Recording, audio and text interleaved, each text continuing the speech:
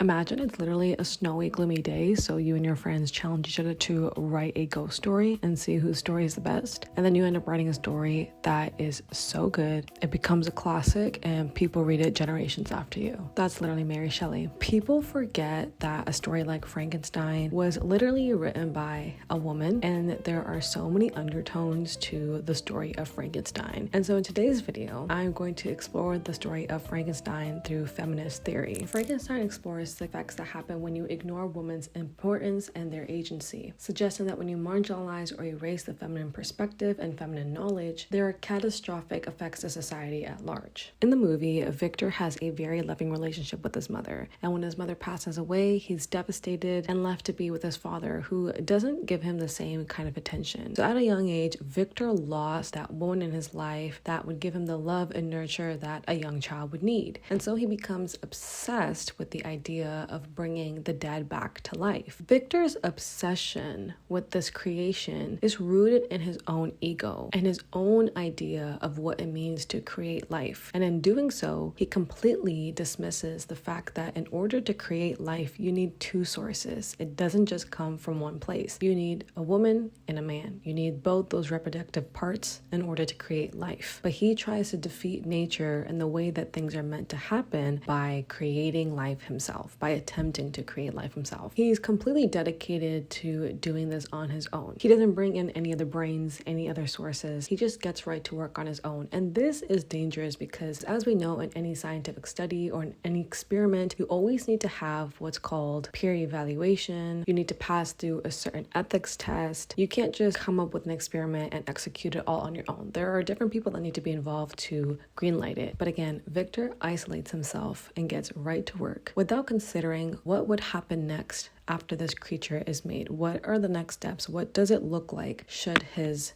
experiment succeed? And this part of Victor's character hints at the male ego, to control, to create, to dominate. And not that these are inherited characteristics, but these are characteristics that are heavily praised in men. Victor also takes from dead bodies of soldiers at war. He just goes out on the battlefield where their dead bodies lie and starts cutting them up and taking away from them. These soldiers did not agree to having their body parts ripped apart and then used in an experiment, and neither did the families of these soldiers. I mean, they didn't even get to see these men and give them a proper dignified burial. Ingos and Victor just snatching their bodies in order to make this creature. And so the very foundation of his experiment is unethical and is built off of feeling this sense of control and dominance and having this huge ego that says that he can do whatever he wants because he's creating something that is bigger than life. And that completely, again, disregards human life at large, but also completely disregards women and our involvement in the creation of life. And as the film progresses, he continues to minimize and devalue the presence of women. And then you have Elizabeth. Elizabeth in the movie is very different from Elizabeth in the book, but there are some interesting changes to her character that I will speak on.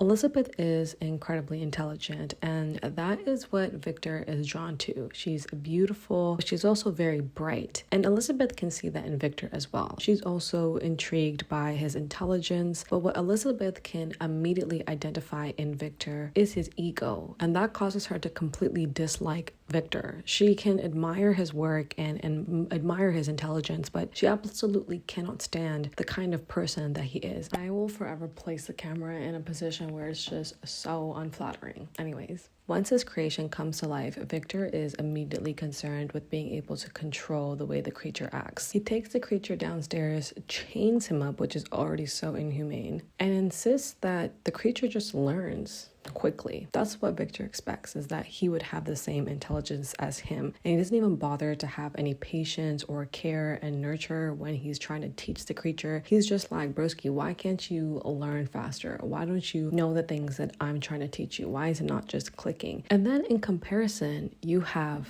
Elizabeth. When Elizabeth meets the creature, she never sees the creature as Victor's invention or even an experiment in itself. She immediately acknowledges the creature's autonomy, and she's very nurturing, she's very patient. And you could say that this is her maternal instincts as a woman, but also because Elizabeth understands what it means to have to perform under the expectations that are given to you, and she wants to free the creature from that. She could probably never do what Victor did, not because she's incapable or not as intelligent, but because the resources would never find its way to her simply because she's a woman. We can see this extension of Victor's need to control the creature and to erase the presence of women when the creature asks Victor for a female companion. Now, Victor refuses to create another creature, this time as a female, not because he doesn't want to put in the work or because he wants to punish the creature even further. It's simply because he's afraid of what it would mean should this female creature have a mind of her own. What if she wants to procreate? What if she doesn't listen to Victor or doesn't listen to the creature and starts doing whatever she wants to do? I mean, who's going to control her? Who's going to contain her? And this fear of the creature being able to create life with another creature, and also the female creature having autonomy and making her own decisions that Victor can't control, scares him and stops him from creating that female creature. Following this moment, Elizabeth comes into the room and she finds the creature. She can see that the creature is extremely distraught and upset, and again she immediately approaches the creature with kindness. And this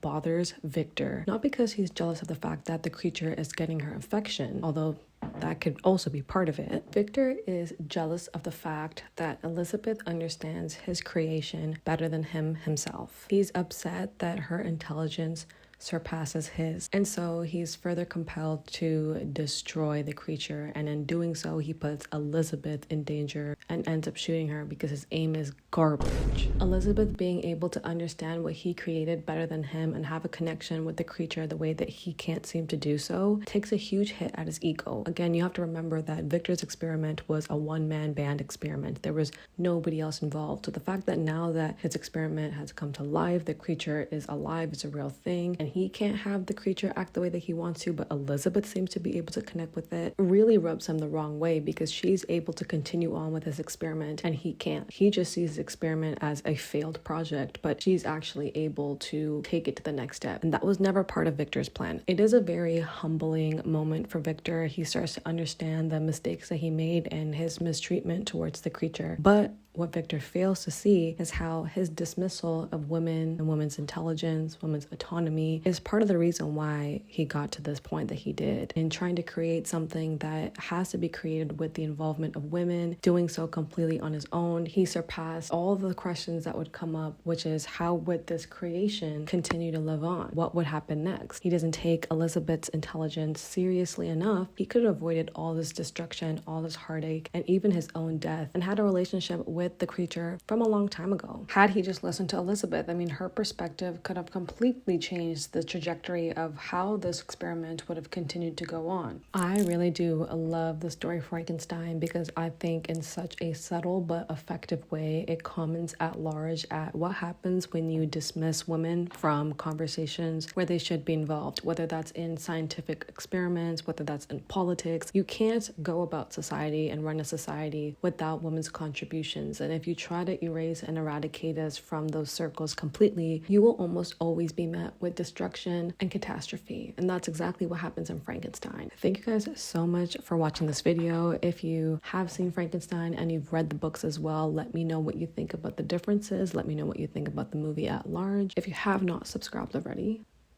what is he doing, bruh? Get to it. The reason why my voice is so hush-hush is because I have so many family members that live with me, and the walls in my house are so thin that it actually will sound like I am quite literally yelling and talking to myself. So I hope this is like soothing though. Is it?